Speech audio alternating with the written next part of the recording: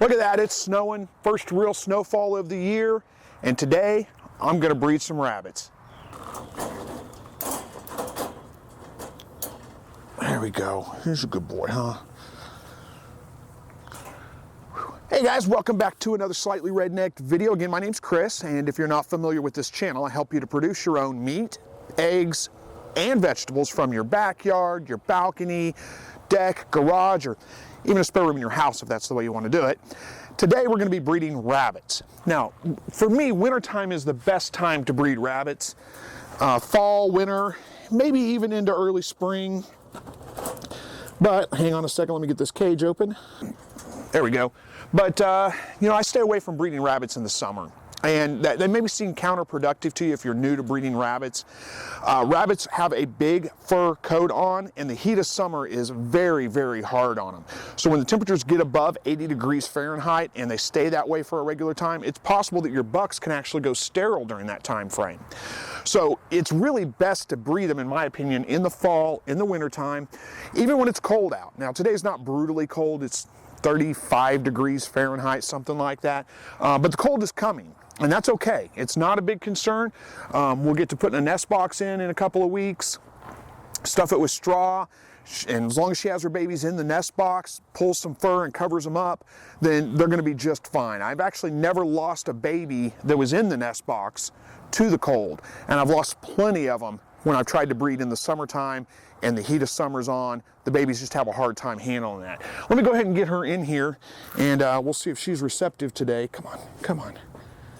She's a little grumpy. She doesn't like to be handled a whole lot. Oh, come on. I know. Hang on. We're gonna, there we go. See if we have a successful breeding here. Well, he's willing, and get back.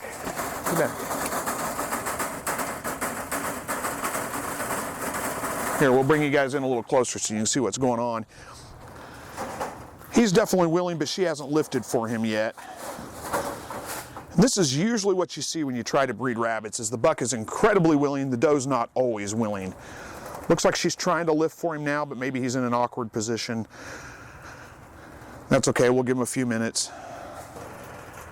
All right, while we're waiting for successful breeding to go on here, a couple things I'll talk about. If you're new to breeding rabbits, you always take the buck or the doe to the buck. Don't ever take the buck to the doe.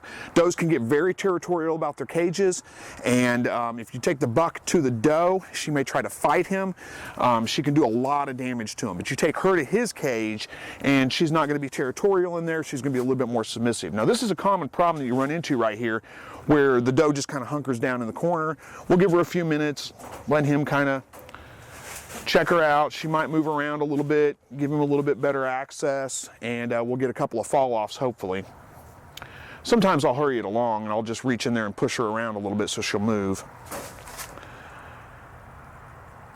She's usually pretty receptive, but not all does are. Come on, move, guys. Move. Oh, there we go. Move a little bit. There you go. You're backwards there, buddy. Try again.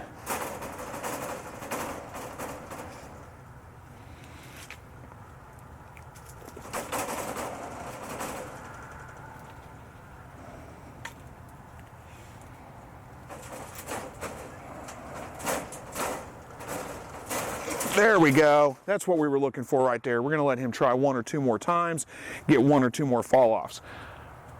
Let me back this camera up just a little bit while they're working on it. So, the other thing, I always monitor breeding whenever I'm breeding my rabbits. I always want to make sure she's not getting too upset with him. Right now she's perfectly calm. There's no concerns with that. But, you know, I want to keep an eye on it because it can change very quickly. She may get up to a point where she's just like, had enough. And like I said, she can do quite a bit of damage to him. Does have actually castrated males before. So I always monitor the breeding, make sure that things are going good. Now we've got one fall off. That's probably good enough, but I always like to go for 2 or 3 fall-offs. So I'll give him a few more minutes just to see if he can get 1 or 2 more fall-offs out of her. Let me back over to this side of the camera so you guys can see what's going on behind me, hopefully. And Again, wintertime for me is really the best time. It doesn't matter if the temperature drops well below freezing. I've never had a problem with her, with rabbits freezing to death. There we go, second fall off. We'll give him maybe one more and then we'll move her back to her cage. So from this point on, all I'm gonna be doing, and you guys have been watching my channel for a while, you already know this. I'm gonna put her back in her cage. I'll mark on her feeder what date I bred her so I know. Somebody asked me about how I do record keeping for this. That's it. I'm just gonna put a piece of masking tape on her feeder with the date that I bred her on it so I know.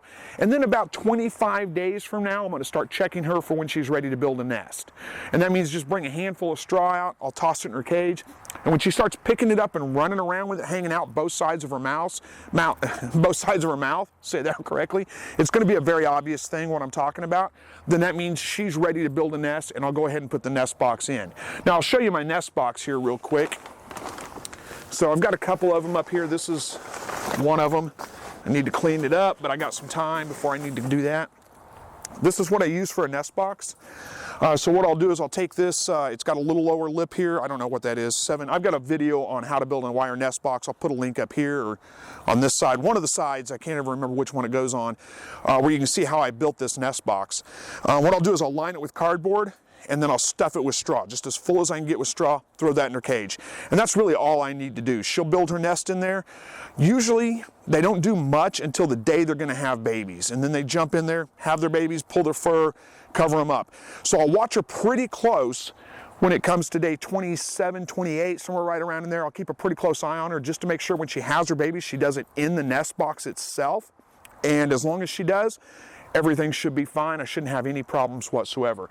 But I don't want to put this nest box in too early because there's a good chance that she'll start using it as a litter box instead of a nest box. So we don't want it in too early. Let me get this put back up.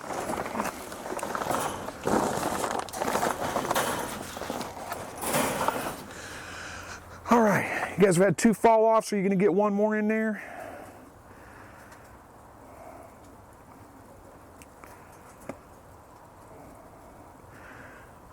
It's not uncommon when you breed, like there's a chunk of fur sitting in the cage right there. He's probably pulled out of her, which is not uncommon.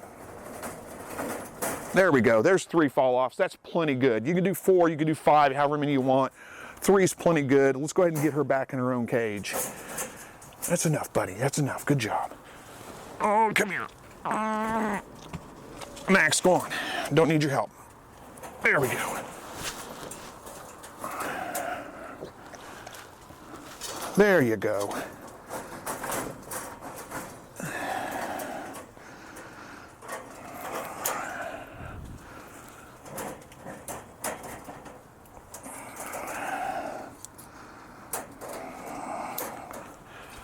All right, now the only other thing I'm going to do is pull the tarps out of here, stake these out so they have a little bit of a windbreak. Get back, Max. Get back. And so, let me back this camera up so you guys can see what I'm doing. So I don't want to leave it up against the side because it's a pain to get into. So I'm going to tie it off here at the side.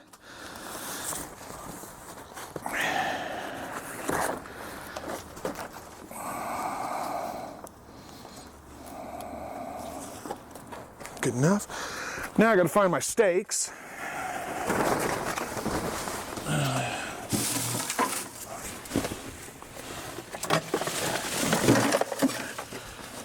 There's a couple of them.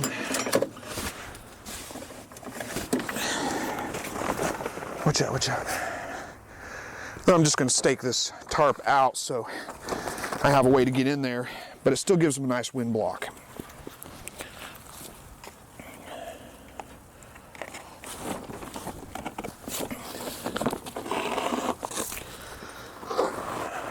I'm a little too close, aren't I? Well, you guys get the basic idea.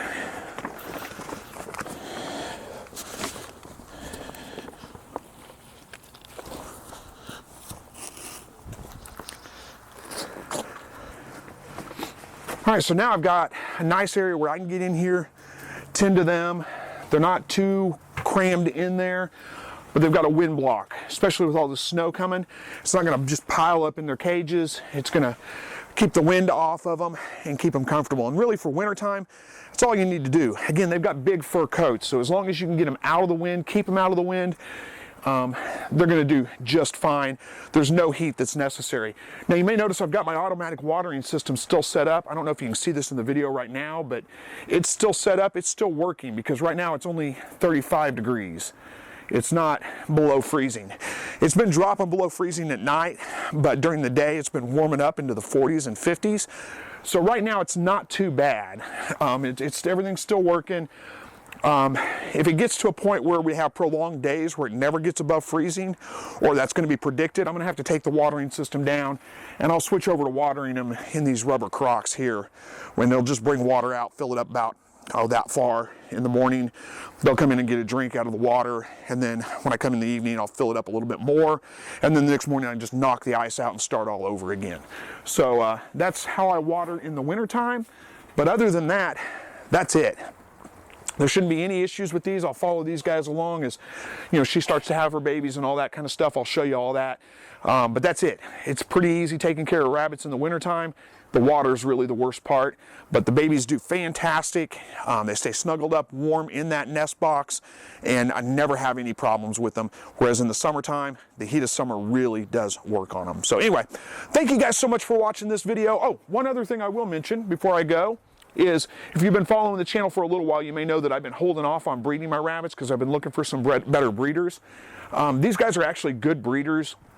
You can see she's very receptive, and she's a great mother. She almost always has her babies in the nest box. She does a great job of taking care of them, but her babies grow out incredibly slow. So it takes like 12 weeks for them to get to butcher weight. When I'm looking at more like a, Max, get back, come.